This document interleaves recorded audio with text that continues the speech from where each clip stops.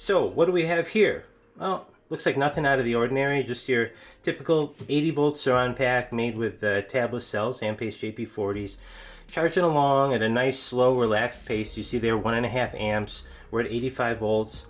Everything looks normal, right? Even in the app there, if you can see it. Whoa, let's get that exposed right. In the app, no, it's chugging along, charging okay. Everything looks okay except for that voltage differential, which is a little higher than it should be, but everything looks fine. Yeah, well, about 24 hours ago this pack gave me a total heart attack. I'm going to show you why here and explain what I think happened and why the cells went down to under 1 volt. And the question is the pack bricked now? Is it going to work, or are the cells irreparably damaged? We'll see. Okay, so what happened and why do I have pretty much all the cells I've ever tested lined up here by the tester? Well, I'll get to that here in a second. But like I said, now everything looks fine. If you can see that, I tried to lower the brightness. Everything looks fine. This battery, my JP40 80 volt pack, it's at 78%. All the groups are okay except there's a 0.05 volt imbalance, no errors. Looks like everything is fine on the pack. But just a few hours ago, the thing gave me a heart attack. Basically what happened was, and I'm going to put screenshots up on the screen here. What happened was I had built this pack. If you saw, I made the full video on it. Built the JP40 pack as a high power pack for my Surron. I put it after I finished it, I didn't use it. I just immediately put it into storage because I was planning on doing some other upgrades on the bike. Put the pack into storage, and I haven't used it since I built it. So the cells were at their new voltage, which was around 3.4 volts, and I'll show you here some screenshots, info on the screen. The cells were at 3.4 volts, and that's it. I didn't charge them at all because I was waiting till I actually installed the pack on the bike to use it. So everything was fine. Everything looked okay on the pack. Then it's been 2.5 months, 77 days to be exact. Again, I'll show screenshots here. I took the pack out of storage because I wanted to use it with an inverter. I got an inverter because we're having power outages here in Ukraine due to the terrorist attacks from Russia. So pulled it out, went to use it on the inverter, hooked it up to the inverter, didn't see any power, so checked voltage on the output of the pack, and yep, this is what I saw, 27 volts. I couldn't believe my eyes. I thought something was wrong. It was a wrong reading. I thought, well, maybe the BMS went to sleep, and sometimes you have to wake it up and then it shows the correct voltage. So I tried charging it. I tried plugging it into the charger, to give it a gentle charge. Nothing was happening. The BMS was blocking the charge, blocking charging because the voltage was so low. But yes, the groups were indeed, as you see here, down to 1.5 volts, 1 volt, even some were 0.8 volts.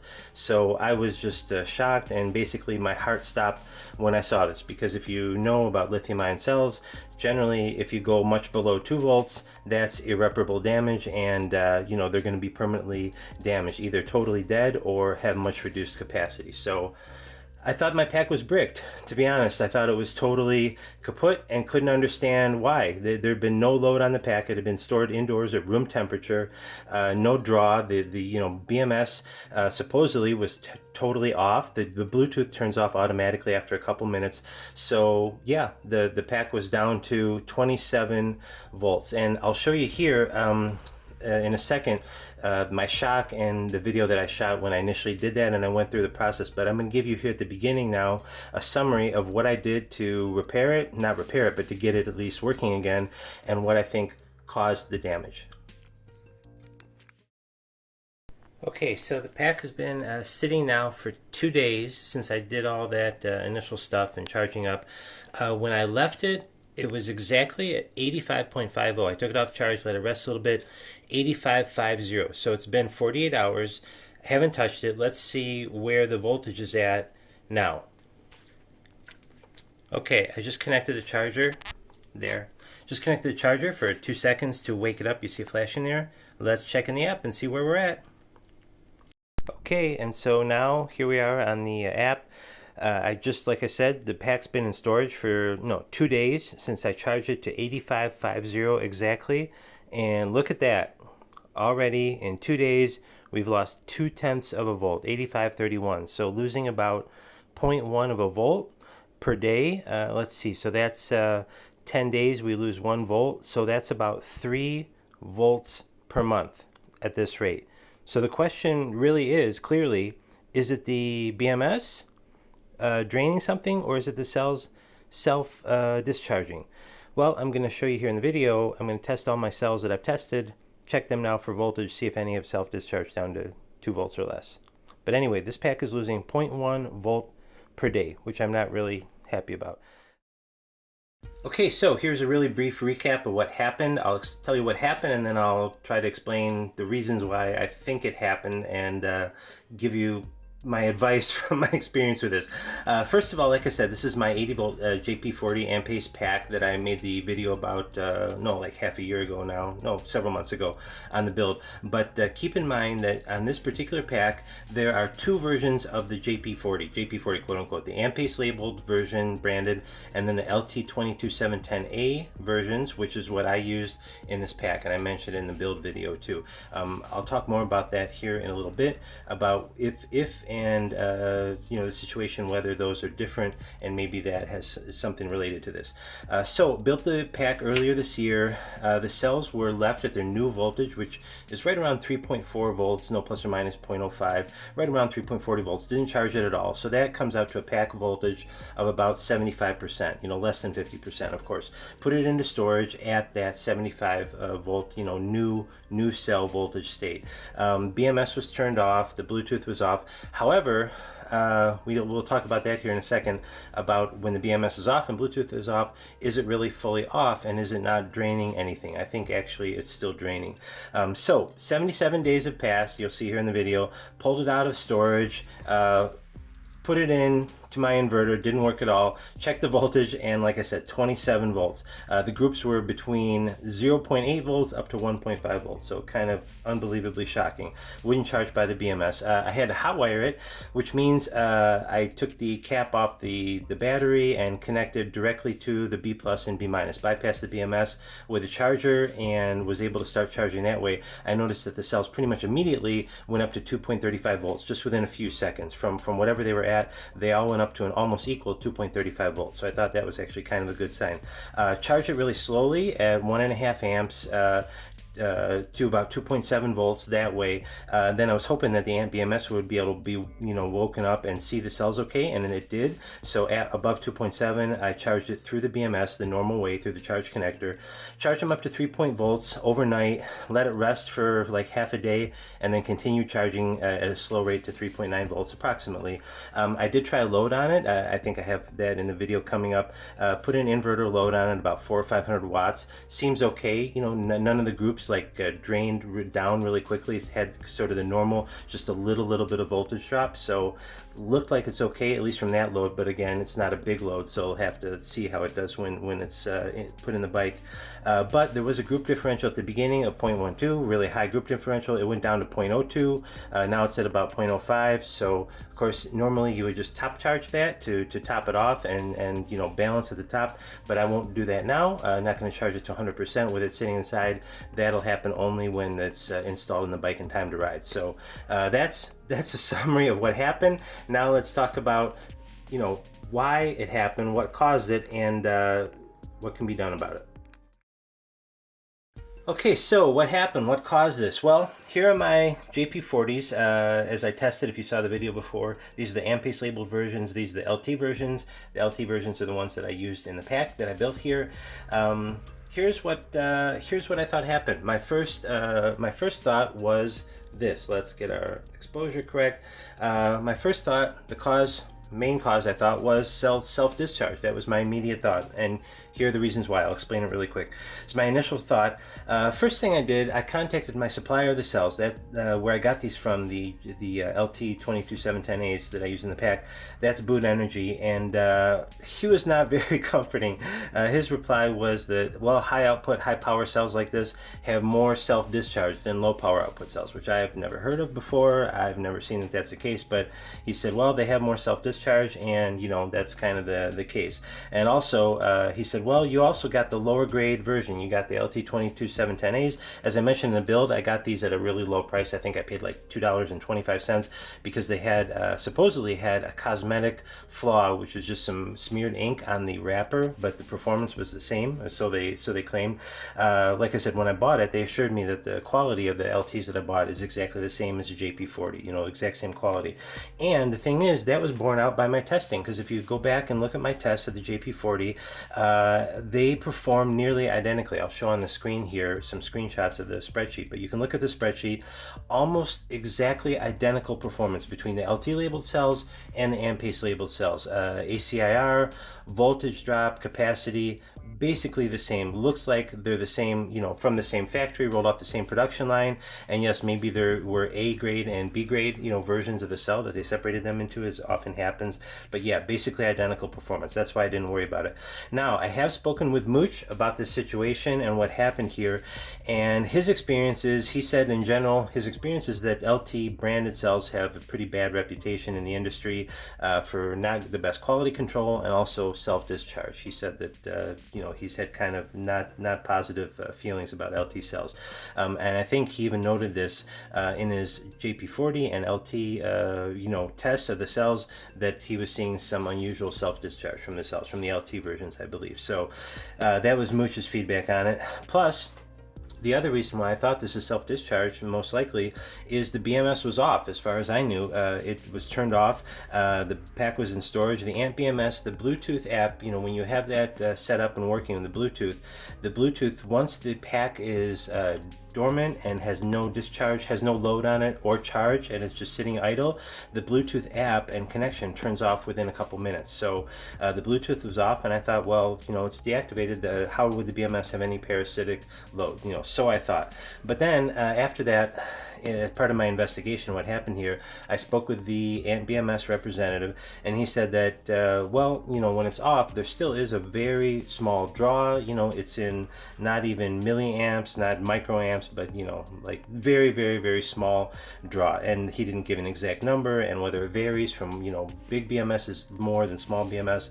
But he said, you know, that shouldn't have caused this situation where the cells went below 2 volts, you know, within less than 3 months. So now the thing is, what I didn't know at the time is the Amp BMS app does have a close BMS button. I'll show it here to you on the app there. So if you go into BMS control on your, and there it is, if you go into BMS control on your Amp BMS app, and on there you'll see a button there that says close BMS, and that is supposed to turn it off completely, no drain, no Bluetooth. Now why you have to do that, and you know, as an additional step, that's supposed to completely turn it off and have no parasitic load whatsoever. And then to reactivate the pack after you do that, you either put a load on it or put a charge on it, and it should wake up, or if you have the button, the power on off button, you can use that. So okay, so let's get to potential cause number 2 that I thought of, and obviously it is looking at the BMS as a culprit here. Let's talk about everything related to that and what I found sort of through investigating this. Cause potential, I should write potential on first. Potential cause number 1 was the self-discharge. Potential cause number 2, Amp BMS parasitic draw. So my initial thought was that when the Bluetooth is off, you know, when it automatically turns off, that there was no parasitic drain from the Amp BMSs. However, that is not the case. The representative from Amp, like I said, confirm that there is a small draw, very small, he said, while the BMS is in storage. You know, the question is, and that's without not having the BMS off button activated. The question that I have is, because this is a big BMS on this build has a 340-800, much bigger BMS than normal. Does bigger BMS with more components equal bigger parasitic draw? I mean, logically, it seems like if there's more transistors, more ICs in there, that it would have more parasitic draw, but who knows? But, you know, this was a big BMS in this pack. And again, the BMS off button, does that completely stop parasitic load? Well, I don't know, comment in the comments if you've used that and put the pack into storage for several months, if that has stopped parasitic load from the BMS off button. So now here's another you know, related story to this, and that is my street build, which the video is still not out, I understand that, but anyway, I finished the street build about half a little over half a year ago. The bike has been in storage, I haven't taken it out yet, long story, but I've explained in other videos. Put that pack into storage. That is a P45B 80 volt pack. Put it into storage at right around 75 volts. Again, the new cell voltage, which is right around 3.4 volts. Put it into storage.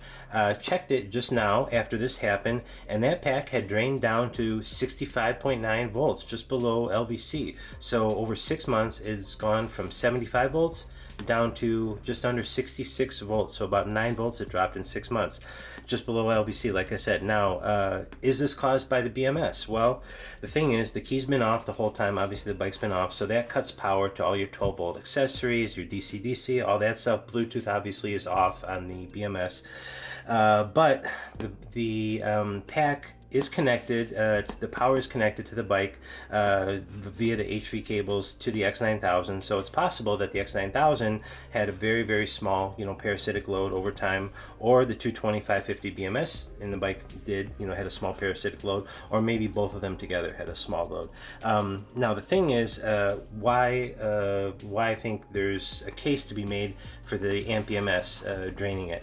Well, I posted about this in the Facebook groups, Uncensored group, and some other owners have chimed in that they've had bad experiences with AmpBMSs draining their packs. If the bike's put away for winter, say for 3 months, or just in storage for a month, they come back and the pack has been, gone down several volts. So several people I've seen have posted about this, that they've had bad experiences, and also on Reddit I've seen several posts kind of complaining about parasitic drain over time with AmpBMSs. So it looks like, it's clear, at least to me now, that there is some drain, well in storage from the AmpBMSs. Now the question is that completely stopped if you hit the BMS off button? That I don't know, and like I said, if you've done that, let me know in the comments if it's completely stopped any parasitic drain. But yeah, so those are the two potential causes. Now let's talk further and wrap this up. Okay, so what's the conclusion? What have I learned from this, and what's the takeaway that I can try to pass on to help you out? Well, here is what I've learned from this, and then I'm going to show you the video of when I discovered my pack, which looked like it was dead. It had a near-death experience.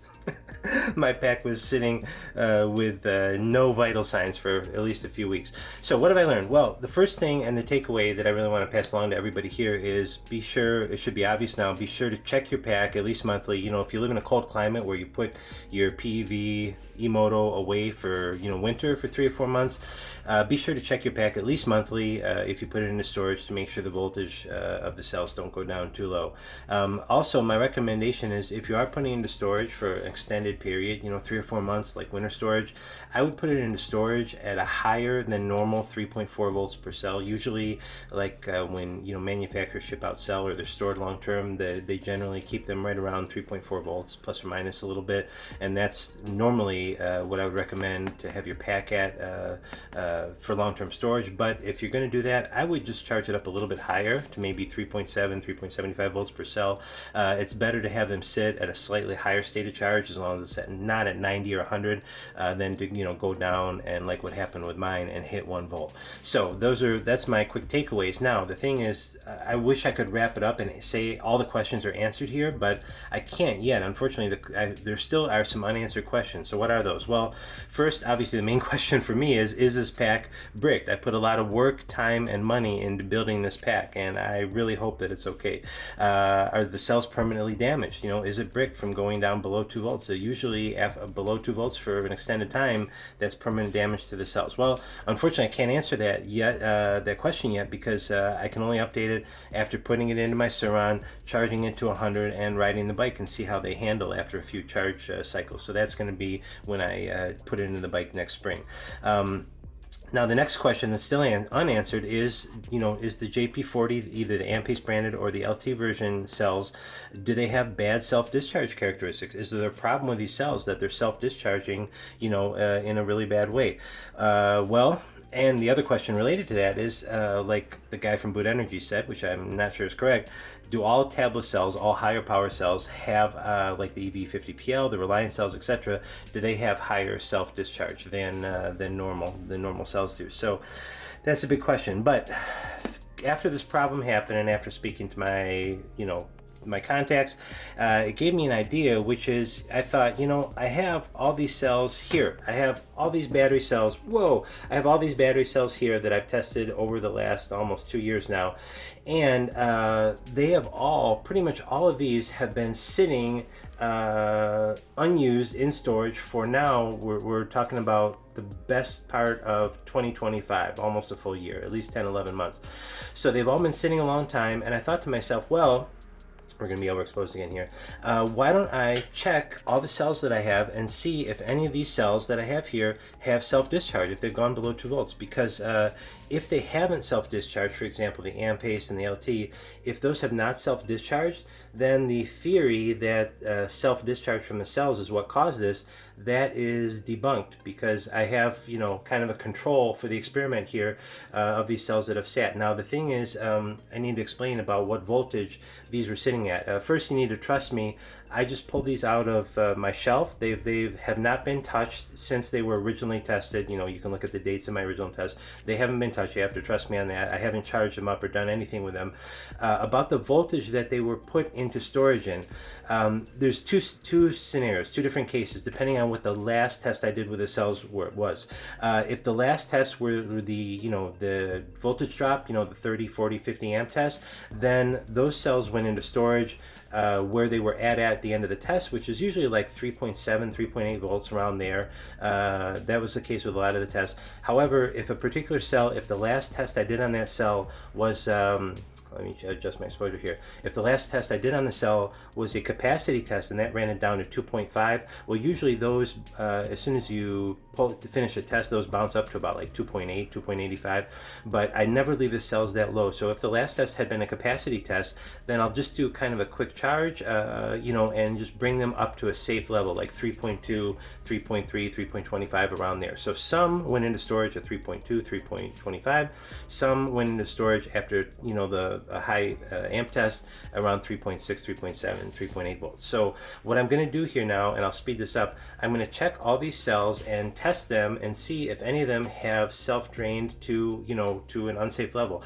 I'm especially, obviously, the first thing I'm going to check here is my LT branded, you know, cells, JP40s that are in my pack, and the Ampace. Now I do need to note, on the JP40s, one of them I just recently used. If you see the EV50PL test, I did some previous cells and did the high 60 amp extended test on that, and I think this is Ali 1. So this one was just recently pulled out of storage and had that one test run out. This Ali 2 has been sitting for like, you know, a year.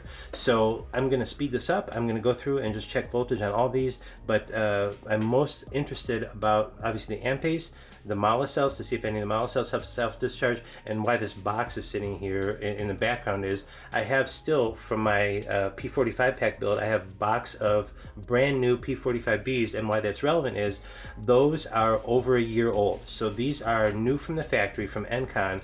They've been sitting in a box untouched for over a year, probably like 13, 14 months now, and I will pull one of these brand new out of the box, out of the wrapper, and check the voltage on that, because obviously if those had voltage self-discharge, you would see those at a really low rate now, because they're more than a year old. So here we go. Okay, so I'm going to use this guy as my voltage checker, because it's just quick to pop these in and out, and this will also give us an IR reading. So let's start here with my cells that I use. These LTs have been sitting unused for like a year now, close to a year. So I'm going to just pop these in and see where we're at. 3, I hope you can read that. I'm going to zoom in, crop this in a little bit. 3.45. So how about that? No huge self-discharge. They're not down below 2 volts. Interesting, huh? Okay, that's LT cell number 1. Here's LT cell number 2. Oh, that's interesting. Like I said, I haven't done this. I haven't pre-done this test. Look at that.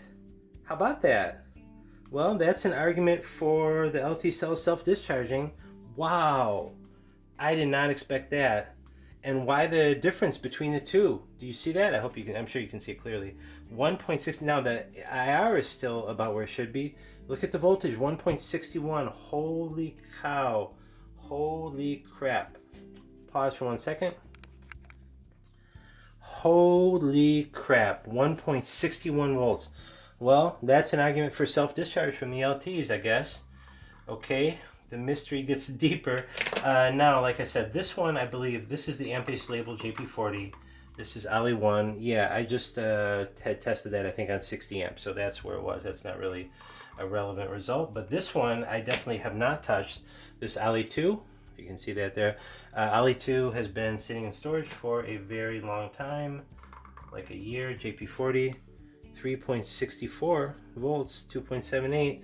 So, out of my sample set of 4, 3 are okay, and 1 is bad. That is strange. I wish I had more of the LT versions to test, as a sample, but I don't. But yeah, one of them definitely went way down.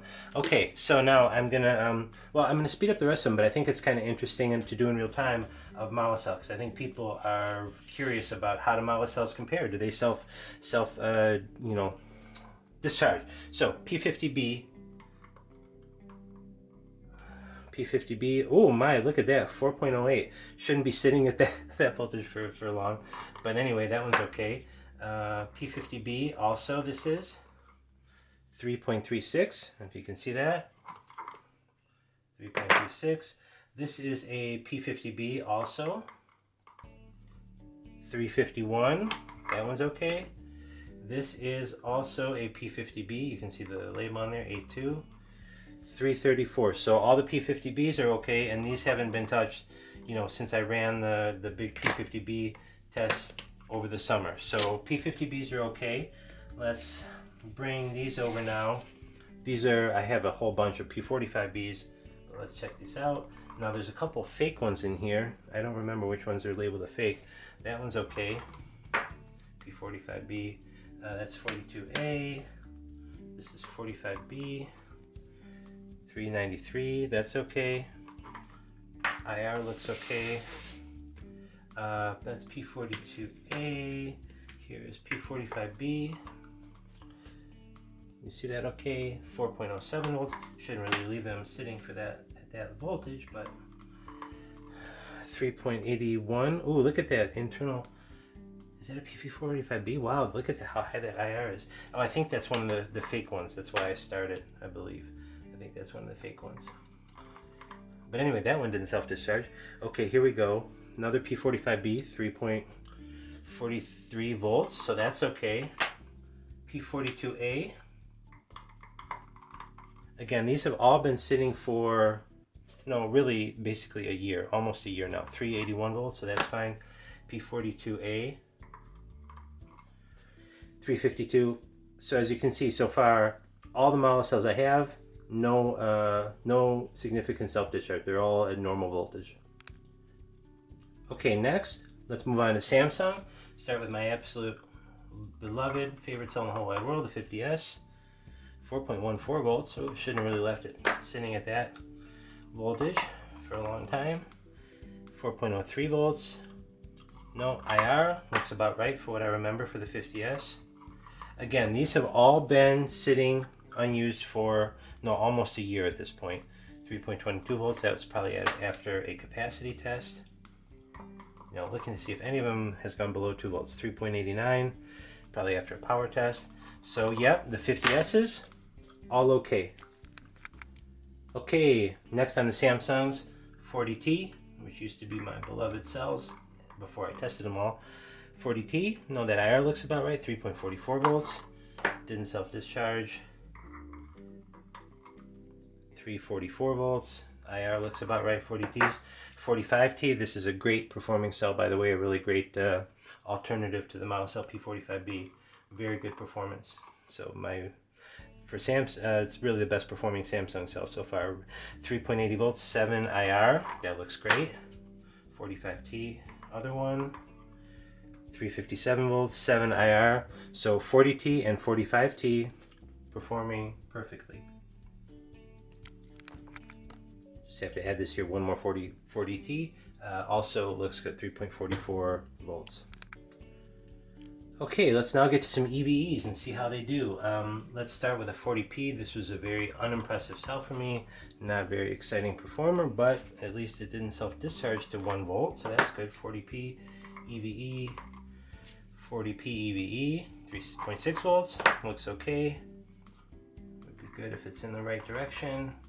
40p EVE, 3.87 volts, 9.5 IR, EVE 40p, 3.3 volts, 9 IR. So all the EVE 40p so far are okay.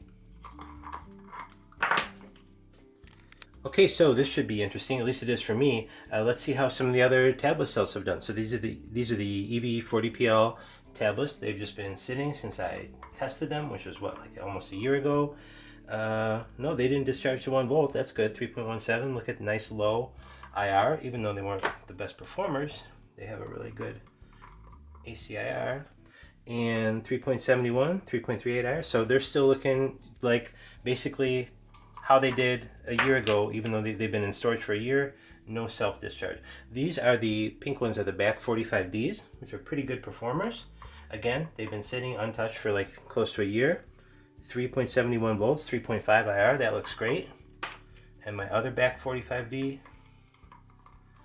3.12 and 352. So both the EVE 40PL and the back 45D, after a year almost, those are perfect too. I've got more EVs here, including more 40PLs, so let's do those. This is a 40P that I didn't check before, 387, so that's good. No catastrophic self discharge. And these blue ones are 40PLs. I've got 3 more of these. So yeah, 372 volts. IR still looking good on that 40PL. Here is another 40PL that we tested. Got in there kind of sideways. 3.33 volts, 3.45 IR. Looks good after a year almost. And this last EV 40PL, look at 357 volts, 339. So again, all the 40PLs and the back 45Ds, those have sat for almost a year, and those are perfect. No big self-discharge. And finally here, we have the poor little cheap Lyschen, forgotten Lyschen LR2170 LAs. Basically, ooh, and look at that. Well, interesting, huh? So that's the second one that has had huge self-discharge. Again, these haven't been touched since I, tested them. You can look up back when the date for these tests was, but it's been close to a year now. No, maybe over a year. I don't remember. Anyway, look at that. Lyschen LR2170LA, 0.9 volts. And I guarantee you, I did not put it into storage at 0.9. It was at least 3.2. Okay, here's the second contender. Oh, I'm seeing a pattern here. Hope I'm recording okay. 0.93 volts. Okay. Number 3, Lyschen. Oh, that one's 378. Okay. Little bit of variation there. Just a little variation from 3.8 to 0.9. And Lyschen 2170LA, last cell to test here. 4.00. So, 2 of them are okay, 2 are not. What's the conclusion? What's the summary? Well, we had 3 cells out of everything I've tested. Obviously, I can't do the newest ones that I've tested, the newest tablets, the EV50PL and the Reliance, because those were just recently used and charged, so it wouldn't be valid. Those don't count. You need a year to check them.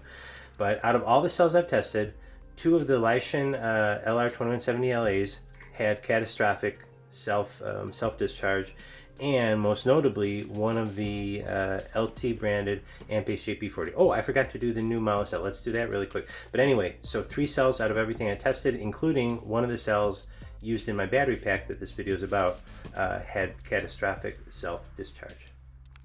Okay, like I said, so this is a new package from Encon, brand new cells. Do not cut them open like I just did, but in the interest of time and to show that I'm actually doing this with new cells in real time, new out of the package, like I said, these are from Encon, over a year old, over a year sitting in the box. And I think you can see from the condition there, yeah, these are brand new cells. So where are they at? 3.4 is normally the voltage that they're stored at, 3.4 to 3.5. Look at that. Absolutely, probably they were 3.5 when I got them. I would have to check my P45B build video to see where the cells were when I got them, but just grab one randomly, storage for a year, and 3.50 volts. So at least one conclusion I draw from this is that in general, MALA cells are good quality and do not have a problem with self-discharge. That seems evident from all this testing. Okay, so that's it for this video. I hope that my misfortune with this pack has given you some good good advice and showed you what not to do, and that's don't ignore your pack for 3 months and hope it's going to be okay. And we found out some interesting things here, which is that some cells show that they've have a problem with self-discharge, including this LT22710A that I have in this pack. So like I said, I'm sorry I can't answer all the questions. I hate unanswered questions and leaving some things hanging, but I can't tell you if my pack is permanently damaged until I put it in the bike. That's going to be next spring. So of course I'll update this and let everyone know, is the is the pack totally bricked? Is it a big paperweight, expensive and lots of work paperweight? I hope not. I hope that the pack is working okay, but we'll see. And yeah, I hope this was helpful. Thanks for watching.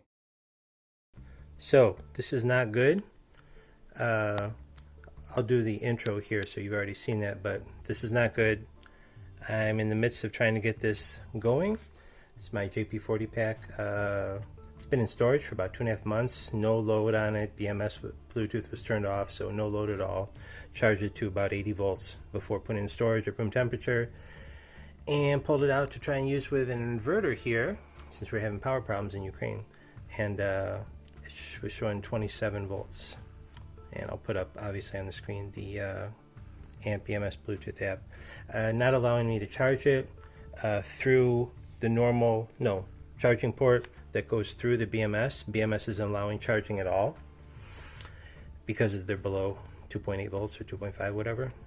So I'm going to try and jumpstart it and do charging direct on the blue. That's the inside that goes straight to the battery, and just see if I can charge a little bit that way.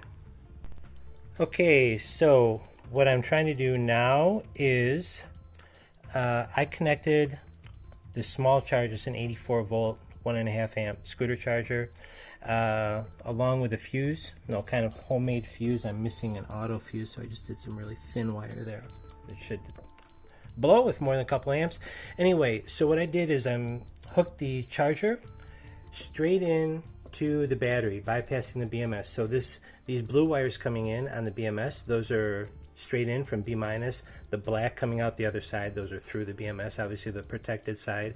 It wasn't letting me, sorry about the beeping, but it's going to keep doing that until it hits like LVC, 66 volts for a 92 volt battery. That's what the meter is set for. Anyway, so it is hooked directly to, basically the charger is bypassing the BMS, Chai battery style, except they do it on discharge, bypassing the BMS, and we're charging straight to B- there on the blue, that goes to B-, and B+, the red goes to B+. So what I'm trying to do is, I'll show you on the screen, obviously there's a huge imbalance. Basically, generally, if you go below 2 volts, the cell is dead, completely dead, not revivable. Some of these show 1 volt, below 1 volt. Why?